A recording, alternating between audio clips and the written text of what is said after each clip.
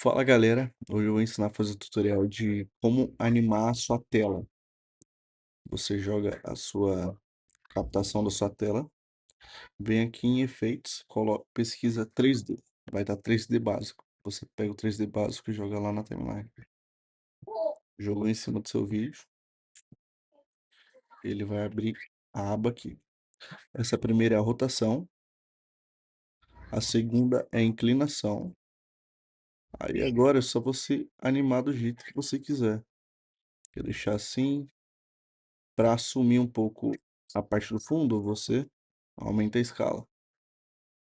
Aumentou a escala, quer deixar inteiro. Você vem aqui, coloca em rotação,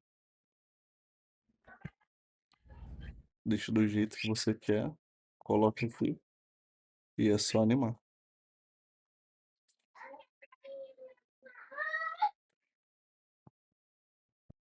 Ah, não